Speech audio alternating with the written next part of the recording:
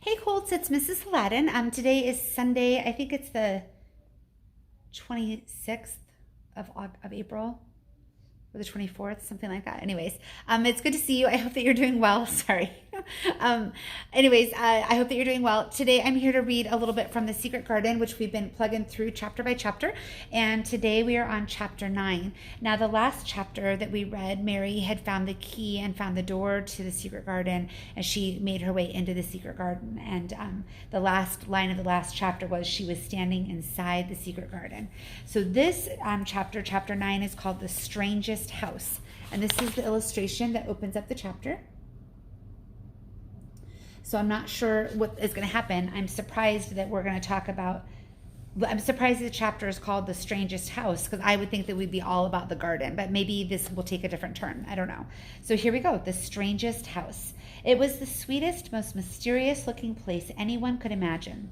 The high walls which shut it in were covered with leafless stems of climbing roses, which were so thick they were matted together. Mary Lennox knew they were roses because she had seen a great many roses in India. All the ground was covered with grass of a wintry brown, and out of it grew clumps of bushes which were surely rose bushes if they were alive.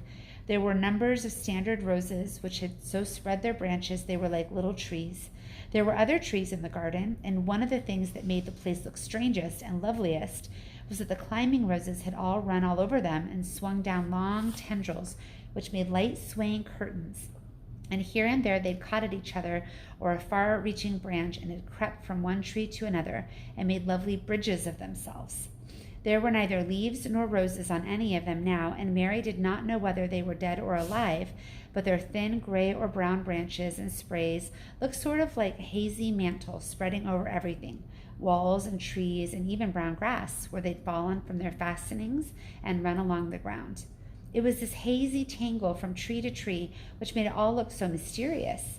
Mary had thought it must be different from other gardens which had not been left by themselves so long, and indeed it was different from any other place she'd ever seen in her life. "How still it is," she whispered. "How still." Then she waited a moment and listened at the stillness.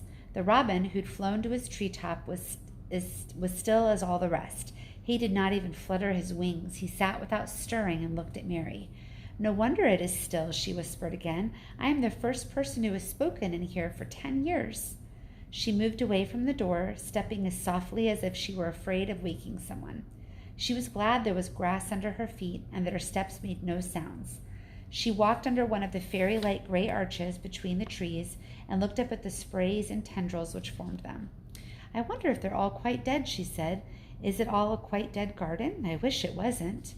If she had been Ben Weatherstaff, she could have told whether the wood was alive by looking at it, but she could only see there were only gray or brown sprays and branches, and none showed any signs of even a tiny leaf bud anywhere. But she was inside the wonderful garden, and she could come through the door and under the ivy any time she felt, as if she'd found a world all of her own.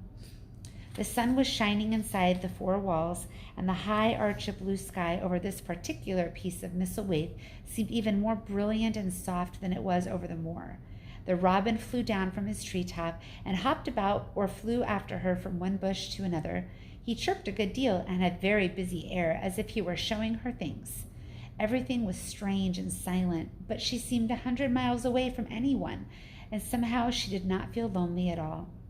All that troubled her was her wish to know whether all the roses were dead, or perhaps if some of them had lived and might put out leaves and buds as the weather got warmer. She did not want it to be a quite dead garden. If it were quite alive, a garden, how wonderful it would be, and what thousands of roses would grow on every side. Her skipping rope had hung over her arm when she came in, and after she'd walked about for a while, she thought she would skip around the whole garden, stopping when she wanted to look at things. There seemed to have been grass paths here and there, and in one or two corners there were alcoves of evergreen with stone seats or tall moss-covered flower urns in them. As she came near the second of these alcoves, she stopped skipping. There had once been a flower bed in it, and she thought she saw something sticking out of the black earth, some sharp little pale green points. She remembered what Ben Weatherstaff had said, and she knelt down to look at them. "Yes, they are tiny growing things, and they might be crocuses or snowdrops or daffodils," she whispered. She bent very close to them and sniffed the fresh scent of the damp earth. She liked it very much. Perhaps there are some others coming up in other places, she said. I will go all over the garden and look. She did not skip, but walked. She went slowly and kept her eyes on the ground. She looked at the old border beds among the grass, and after she'd gone round, trying to miss nothing, she'd had found ever so many more sharp pale green points, and she'd become quite excited again. It isn't quite a dead garden, she cried out softly to herself. Even if the roses are dead, there are other things that are alive. She did not know anything about gardening, but the grass seemed so thick in some places where the green points were pushing their way through, that she thought they did not seem to have room enough to grow. She searched about till she found a rather sharp piece of wood and knelt down and dug and weeded out the weeds and grass until she made nice little clear places around them. Now they look as if they could breathe, she said after she'd finished with the first ones. I'm going to do ever so many more. I'll do all I can see. If I haven't time today, I can come tomorrow. She went from place to place and dug and weeded and enjoyed herself so immensely that she was led on from bed to bed into the grass and under the trees. The exercise made her so warm that she threw her coat off and then her hat, and without knowing it, she was smiling down onto the grass and the pale green points all the time. The robin was tremendously busy. He was very much pleased to see gardening begun on his own estate. He'd often wondered at Ben Weatherstaff where gardening is done, all sorts of delightful things to eat are turned up in the soil. Now here was this new kind of creature who was not half Ben's size and yet had the sense to come into his garden and begin at once. Mistress Mary worked in her garden until it was time to go to midday dinner. In fact, she was rather late in remembering, and when she put on her coat and hat and picked up her skipping rope, she could not believe that she had been working for 2 or 3 hours. She'd been actually happy all the time, and dozens of the tiny pale green points were to be seen in cleared places, looking twice as cheerful as they had looked before, where the grass and weeds had been smothering them. I shall come back this afternoon, she said, looking all around at her new kingdom and speaking to the trees and the rose bushes as if they heard her. Then she ran lightly across the grass, pushed open the slow old door, and slipped through it and under the ivy. She had such red cheeks and such bright eyes and ate such a dinner that Martha was delighted. 2 pieces of meat and 2 helps of rice pudding, she said. Mother will be pleased when I tell her what the skipping rope's done for thee. In the course of her digging with the pointed stick, Mistress Mary had found herself digging up a sort of white root, rather like an onion. She put it back in its place and patted the earth carefully down on it, and now she wondered if Martha could tell her what it was. Martha, she said, what are those white roots that look like onions? They're bulbs, answered Martha. Lots of spring flowers grow from them. Their very little ones are snowdrops and crocuses, and the big ones are narcissus and jonquils and daffodil lilies. The biggest of them all is lilies and purple flags. They are nice. Dickon's got a whole lot of them planted in our bit of garden. Does Dickon know all about them? Asked Mary, a new idea taking possession of her. Our Dickon can make a flower grow out of a brick walk. Mother says he just whispers things out of the ground. Do bulbs live a long time? Would they live years and years if no one helped them? Inquired Mary anxiously. They're things as help themselves, said Martha. That's why poor folks can afford to have them. If you don't trouble them, most of them will work way underground for a lifetime and spread out and have little ones. There's a place in the park woods where there's snowdrops by thousands. They're the prettiest sight in Yorkshire when the spring comes. No one knows when they was first planted. I wish the spring was here now, said Mary. I want to see all the things that grow in England. She had finished her dinner and gone to her favorite seat on the hearth rug.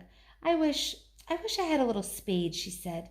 Whatever does they want a spade for? Asked Martha, laughing. Are they going to take to digging? I must tell Mother that, too. Mary looked at the fire and pondered a little. She must be careful if she meant to keep her secret kingdom. She wasn't doing any harm, but if Mr. Craven found out about the door being open, he would be fearfully angry and get a new key and lock it up forevermore. She really could not bear that. This is just such a big, lonely place, she said slowly, as if she was turning matters over in her mind. The house is lonely, and the park is lonely, and the gardens are lonely. So many places seem shut up. I never did many things in India, but there were more people to look at, natives and soldiers marching by, and sometimes bands playing, and my ayah told me stories. There's no one to talk to here except for you and Ben Weatherstaff, and you have to do your work, and Ben Weatherstaff won't speak to me often. I thought if I had a little spade, I could dig somewhere as he does, and I might make a little garden if he would give me some seeds. Martha's face quite lighted up. There now, she exclaimed. If that wasn't one of the things Mother said. She says there's such a lot of room in that big place. Why don't they give her a bit for herself, even if she doesn't plant nothing but parsley and radishes? She'd dig and rake away and be happy over it. Those were the words she said. Were they? Said Mary. How many things she knows, doesn't she? Said Martha. It's like she says. A woman as brings up 12 children learns something besides her ABC. Children is good at arithmetic if you set out finding things. How much would a little spade cost? Just a little one, Mary asked. Well, was Martha's reflective answer, at Thwaite Village there's a shop or so, and I saw a little garden set with a spade and a rake and a fork all tied together for 2 shillings. And they was stout enough to work with, too. I've got more than that in my purse, said Mary. Mrs. Morrison gave me 5 shillings, and Mrs. Medlock gave me some money from Mr. Craven. Did he remember thee that much? Exclaimed Martha. Mrs. Medlock said I was to have 1 shilling a week to spend. She gives me one every Saturday. I didn't know what to spend it on. My word, that's riches, said Martha. That can buy anything the world they wants. The rent out of our cottages is just 1 3-pence, and it's like pulling eye teeth to get it. Now I've just thought of something, putting her hands on her hips. What? Said Mary eagerly. In the shop at Thwaite, they sell packages of flower seeds for 1 penny each. And our Dickon, he knows which is the prettiest and how to make 'em grow. He walks over to Thwaite many a day just for the fun of it. Does that know how to print letters suddenly? I know how to write, Mary answered.